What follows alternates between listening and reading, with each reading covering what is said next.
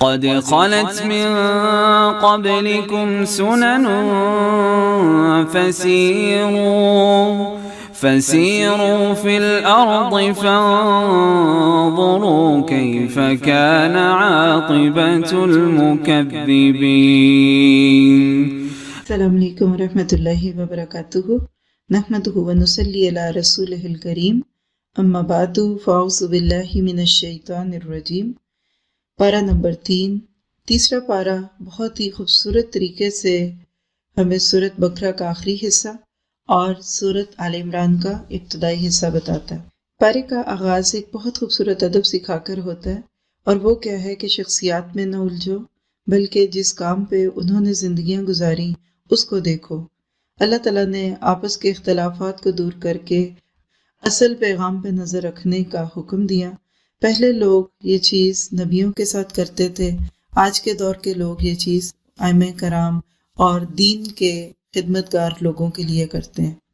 یہ بتا دیا کہ اصل مقصد پہ فوکس کرو اور تم جھگڑوں میں نہ پڑو. آیت نمبر 254 میں اللہ تعالیٰ ہمیں خرچ کرنے کا حکم دیتے ہیں اور اس بات کا احساس دلاتے ہیں کہ آج تمہارے پاس خرچ کرنے کی جو صلاحیت ہے یہ ہمیشہ نہیں رہے گی. ایک ایسا دن آئے گا کہ تم اپنا مال اسباب لے کر پھرو گے لیکن کوئی قبول نہیں کرے گا. لیکن عموماً انسان کے دل پر بوجھ پڑتا ہے اللہ کے راستے میں کچھ دینے سے. اللہ تعالیٰ نے آیت الکرسی میں ہمیں اپنا تعارف کروایا، 25 کے قریب نام اور صفات یعنی نیمز اینڈ ایٹریبیوٹس پیش کیے، کیونکہ جب تک اللہ کی صحیح معرفت نہیں ہوتی اس کے راستے میں نہ دل کھلتا ہے، نہ ہاتھ کھلتے ہیں، اور نہ انسان کوئی بھی کام کر سکتا ہے. لہٰذا آیت الکرسی کے اندر اللہ تعالیٰ کی خوبیوں کو جاننے کے بعد بتا دیا کہ اب کسی کو زبردستی دین میں داخل نہیں کیا جائے گا، لا اکراہ فی الدین، کیونکہ اللہ نے ہر چیز کھول کھول کر بیان کر دی. اصل بات یہ ہے کہ اللہ کی طرف جانے کی طلب تو ہر ایک میں ہے، لیکن راستے کے طاغوت ہیں، ان سے بچنے کے لیے عروۃ الوثقی یعنی قرآن اور سنت کو تھامنا لازم ہوتا ہے. اسی لیے اللہ تعالیٰ فرماتے ہیں کہ جو ان سارے مرحلوں سے گزر جائے گا وہ اللہ کا دوست بن جائے گا، اور اللہ جس کو اپنی دوستی میں لے لیں تو یخرجہم من الظلمات الی النور، اللہ اندھیروں سے روشنیوں میں نکال دیتے ہیں. اللہ تعالیٰ ہمیں بھی اپنی دوستی میں لے لے. اس کے برعکس آپ دیکھیے کہ لوگ نفس کے اور معاشرے کے اور ماحول کے اثر میں اس طرح جکڑے رہتے ہیں کہ بعض دفعہ ڈپریشن میں چلے جاتے ہیں. اس کے بعد کچھ طاغوتوں کا تذکرہ کرنے کے بعد باقاعدہ طور پر مال خرچ کرنے کی مختلف صورتوں کا تذکرہ ہے. سب سے پہلے صدقے کی بات ہے. حقیقت یہ کہ صدقہ صدق سے ہے. ہم اسی چیز پہ خرچ کرتے ہیں جس کے لینے میں ہم سنجیدہ ہوتے ہیں، سچے ہوتے ہیں، سنسیئر ہوتے ہیں. ہم لاکھوں کی چیزیں بھی خرید لیتے ہیں کیونکہ ہمیں پتہ ہے کہ اس کی ضرورت بھی ہے اور اس کی ورتھ بھی ہے، لیکن بعض دفعہ اللہ کے راستے میں دینے کے لیے ہاتھ نہیں کھلتے کیونکہ ہم اس کو ایک ایکسٹرا چیز سمجھتے ہیں. تو اللہ تعالیٰ نے صدقے کی خوبصورتیاں بیان کی کہ تم زمین کو اگر ایک دانہ دیتے ہو تو وہ 700 دانوں کی صورت میں کم از کم پلٹا دے. تو سوچو کہ مخلوق تمہیں یہ دے رہی ہے تو خالق تمہیں کیا دے گا. اس مخلوق کے ہاتھ میں اپنی چیزیں دے دو کہ جو سب کو دینے والا ہے، پھر دیکھو وہ تمہیں دنیا میں کتنا نوازتا ہے اور آخرت میں کتنا نوازتا ہے. لیکن بعض لوگ جذبات میں آ کے دیتے ہیں لیکن بعد میں پھر برا مناتے ہیں، باتیں کرتے ہیں، اور جن کو دیا ہوتا ہے ان کو رسوا کرتے ہیں یا ان کا پیچھا کرتے ہیں، ہمارا لگایا ہوا کدھر گیا، کس نے خرچ کیا. تو اللہ تعالیٰ کہتے ہیں ان باتوں سے اپنے مال کو ضائع نہ کرو. جیسے غیب پر ایمان لاتے ہوئے اللہ کے لیے عبادت کرتے ہو، اس طرح اللہ کے نام پر کسی کو کچھ دے کر بے نیاز ہو جاؤ. پھر اس کے بعد اللہ تعالیٰ نے ہمیں اس بات کا بھی حکم دیا کہ یؤتی الحکمۃ من یشاء، مال کو صحیح جگہ پہ لگانا یہ حکمت کے ساتھ تعلق رکھتا ہے. آپ دیکھیے کہ جگہ تو بہت سی ہوتی ہیں، مانگتے بھی بہت سارے ہیں، کچھ نہیں بھی مانگتے، لیکن اللہ تعالیٰ نے انسان کو سوچ دی کہ تم خود سوچو کہ تمہارا لگایا ہوا کہاں کام آئے گا. کہاں ایک لگاتے ہو تو 10 میں بدلے گا، کہاں ایک لگاتے ہو تو 70 میں بدلتا ہے، اور کہاں ایسا اجر ہے کہ جس کا کوئی حد نہیں، اجر غیر ممنون. صدقہ جاریہ کے نام پر لگائے ہوئے کام، علم کی نشر و اشاعت اور ترویج. آج کے دور میں ہمارے صدقہ و خیرات اور زکوٰۃ کے بہترین مصرف اللہ کے دین کی پروموشن، اس کو پھیلانے میں لگانا ہے، کیونکہ اس پہ کون لگائے گا؟ زلزلہ آئے گا، ساری دنیا کے لوگ اٹھ کر ان کی مدد کریں گے. لوگوں کی بھوک مٹانے کا بھی لوگوں کو خیال ہے. آج وہ چیز جو پیچھے پڑی ہوئی ہے وہ ہے اللہ کے دین کی نشر و اشاعت. آج بھی دوسرے ادیان والے اپنے مذہب کی ترویج میں لاکھوں کروڑوں لگا دیتے ہیں، لیکن آج ہم مسلمانوں کے لیے واقعی ایک سوچنے کا نقطہ ہے کہ آج ہم امیر ہیں لیکن ہمارا دین غریب کیوں ہے؟ آج ہم خوشحال ہیں لیکن اسلام ایک یتیم بچے کی طرح کیوں گرا پڑا لگتا ہے کہ جس کا جو دل کرتا ہے اس کو کہہ دے. تو مجھے آپ کو اس چیز کی دعوت دی جا رہی ہے کہ صدق کے دل سے لگاؤ، لوگوں کو دین سے جوڑو، ان کو ایسی ایسی چیزیں لے کر دو، ان کے ایسے رابطے جوڑ دو کہ وہ اللہ کے راز اللہ سے جڑ جائیں اور ان کے اندر کی خیر کو لے آؤ۔ پھر ان لوگوں کا ذکر ہے جو اپنے آپ کو پورا وقت اللہ کے دین کے ساتھ جوڑ دیتے ہیں۔ فرمایا تم ایسے لوگوں کو ڈھونڈو اور ان کے اوپر خرچ کرو، کیونکہ اگر دین کو پارٹ ٹائم لیا جائے گا تو دین کا کام اس طرح سے نہیں ہو سکے گا۔ آج مسجدوں کے مولوی صاحب بیچارے کس طرح گزارا کرتے ہوں گے، یہ میں اور آپ اس کا اندازہ لگا سکتے ہیں۔ اس کے بعد خرچ کی بدترین قسم سود ہے۔ سود حقیقت میں ایک ناسور ہے۔ کالا دھن، سود اسود سے بلیک منی کو کہتے ہیں۔ اصل میں اس میں مال کی محبت اور زیادہ بڑھتی ہے، غریب سے اس کی مجبوری خریدی جاتی ہے اور امیر اور دن بدن امیر ہوتا ہے۔ اس کو بدترین بات کہہ کر صرف اتنا ہی کہہ دیا کہ یہ وہ لوگ ہیں کہ جو اپنی قبروں سے دیوانے اور مجنوں بن کر اٹھیں گے۔ پھر ان آیت میں اللہ نے سود کے لیے الفاظ استعمال کیا، حرم الربا، اللہ نے سود کو حرام کیا۔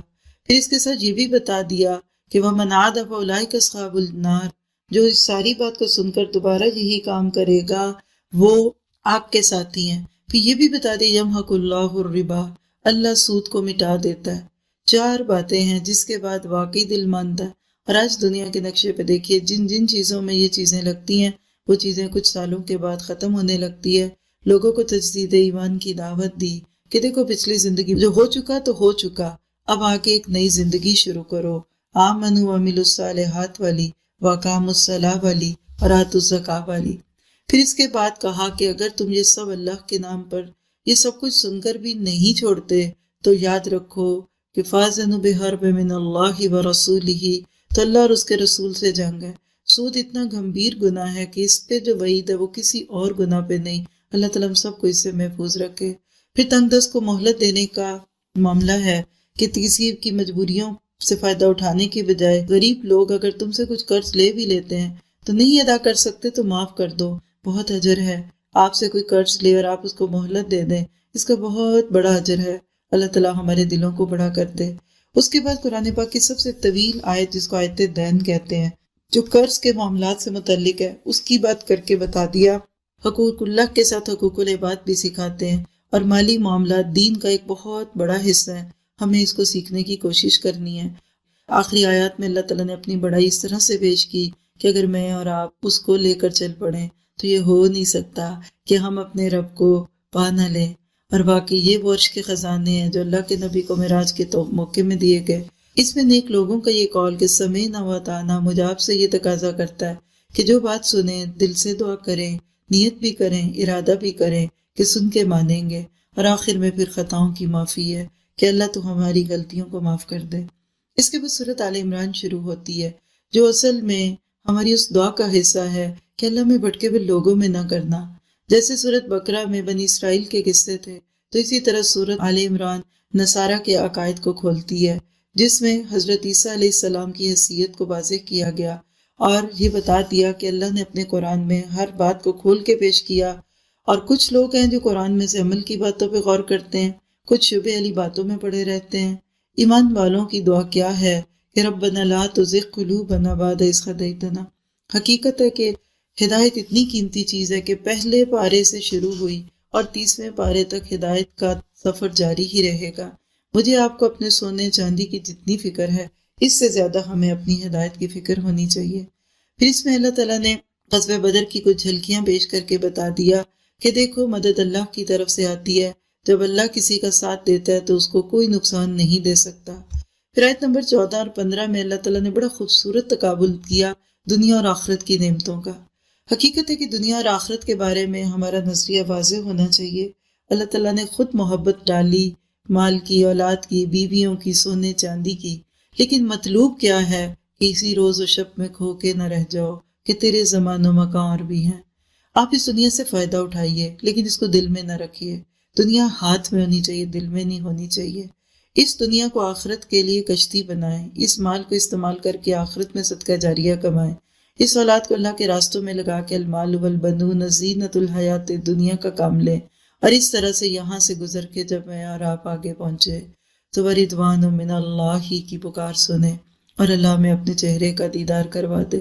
اللہ تعالیٰ مجھے آپ کو اس دنیا سے آگے اٹھا کر اپنی خواہشوں، اپنی تمناؤں کو اگلی دنیا میں ٹرانسفر کرنے کی دعوت دیتے ہیں۔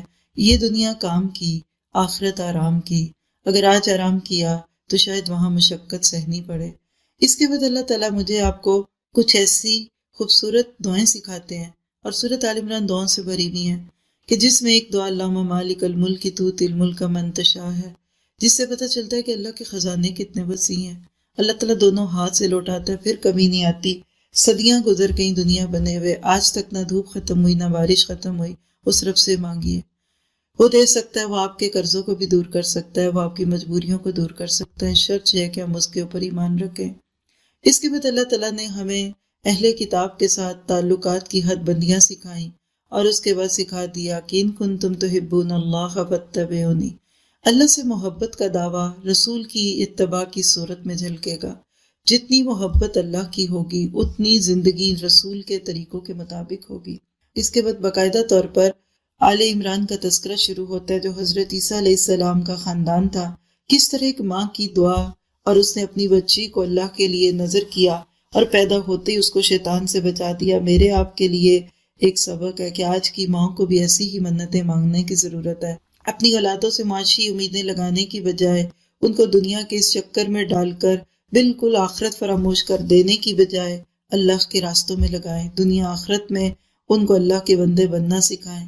پھر حضرت مریم علیہ السلام کی طہارت اور پاکی کا ذکر، کیسے بن موسم کے پھل کھائے اس بچی نے، اور ان میرڈ کنواری بچیوں کے لیے مریم کا کردار کہ اتنی پاکیزہ تھیں کہ جوانی انہوں نے عبادت میں گزار دی، اور ان کی جوانی میں ایسی کوئی باتیں نہیں تھی جو عموماً آج انہی کے ساتھ نسبت جوڑنے والوں میں دکھتی ہیں۔ اس کے بعد حضرت عیسیٰ علیہ السلام کا ذکر کہ کیسے لوگوں نے دشمنی میں آ کر ان کو مارنا چاہا، جسے اللہ بچا لے اس کو کوئی پکڑ نہیں سکتا۔ اور اس کے بعد پھر اللہ تعالیٰ نے اہل کتاب کے ساتھ دعوت کا ایک خوبصورت طریقہ سکھا دیا کہ تعالوا الی کلمۃ سواء بیننا و بینکم۔ مجھے آپ کو یہ سکھایا کہ دعوت دیتے وقت کامن گراؤنڈ پہ بات کرو، اختلافی باتوں کو چھوڑ دو، جو تمہارے اور ہمارے بیچ میں کامن ہے اس کو لے لے۔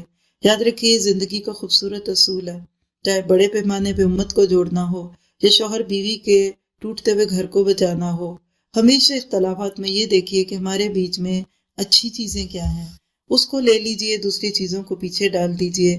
ویسے بھی یہ دنیا جنت نہیں ہے، اصل بات تو آگے کی ہے۔ آخرت اچھی ہو گئی تو بات بعد میں خود بخود اچھی ہوگی۔ پھر اس کے بعد حضرت ابراہیم کو ایک ماڈل کی صورت میں پیش کر کے ان کی تعلیمات پہ غور و فکر کروایا، اور اہل کتاب میں سے کچھ لوگوں کی امانت داری کا تذکرہ کر دیا، اور اس طرح ہوتے ہوتے اسلام کو حقیقت میں اللہ کی پسند ثابت کیا گیا۔ اس پورے پارے میں اسلام کا رنگ غالب دکھتا ہے، کس طریقے سے اللہ تعالیٰ مجھے آپ کو اسلام کی خوبصورتی پہ عمل کی دعوت دیتے ہیں۔ اللہ تعالیٰ مجھے آپ کو اس پہ عمل کی توفیق دے، اور اس بارے میں آیت الکرسی کو پڑھنے کی عادت بھی ہم نے ڈالنی ہے۔ پھر اسی طرح سے اپنے اعمال کی حفاظت کرنی ہے، دے کر جتلانا نہیں، نہ شکری اور بدعملی سے بچنا ہے، اور ان اللہ کا قرب پانے کے لیے اپنی بہترین چیزوں کو اللہ کے راستے میں دینا ہے، اور ہر وہ چیز جو اللہ سے ہم کو دور کر دے اس سے اپنے آپ کو دور کرنا ہے۔ اللہ تعالیٰ مجھے آپ کو اس کی توفیق دے۔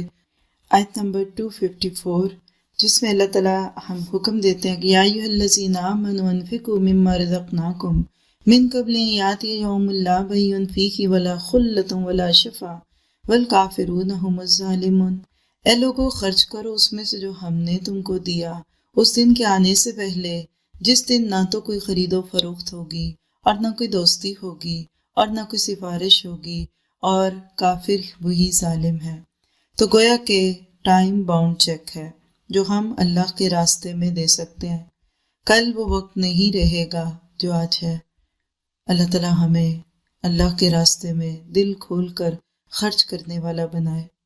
اور پھر ایک آیت جس کو آیت ربا کہتے ہیں، 275، الذین یاکلون الربا لا یقومون الا کما یقوم الذی یتخبطہ الشیطان من المس۔ یہ آیت بھی غور و فکر چاہتی ہے۔ آج جس تیزی سے مسلمان ان چیزوں میں پڑھتے جا رہے ہیں، جس میں انٹرسٹ ہے اور اسی طرح کی کچھ اور چیزیں، کہ آنے والی نسلوں کو شاید یہ اتنا گھنانا جرم نہیں لگے گا۔ اکیلے میں بیٹھ کر سوچیں، کیا میرا مالک مجھے اپنی رضا کے ساتھ رزق نہیں دے سکتا جو میں اس کو ناراض کر کے پاؤں؟ اللہ تعالیٰ ہمیں بچنے والا بنا دے۔ سورۃ آل عمران کی آیت 30 بھی توجہ طلب ہے۔ یوم تجد کل نفس ما عملت من خیر محضرا، جس دن ہر نفس اپنے اعمال کو حاضر پائے گا، جو کچھ اس نے برے عمل کیے ہوں گے وہ بھی وہاں ہوں گے، اور اس وقت چاہے گا کہ کاش اس کے اور اس کے گناہوں کے بیچ میں دوری ہو۔ اور اللہ تم کو اپنے نفس سے ڈراتا ہے اور وہ بندوں پر شفقت کرنے والا ہے۔ اللہ تعالیٰ آج دنیا میں ہمیں اپنے گناہوں سے بچنے والا بنا لے اور ہم حقیقت میں اللہ کے من پسند بندے بن جائیں۔ اللہ تعالیٰ ہمیں اس کی توفیق دے۔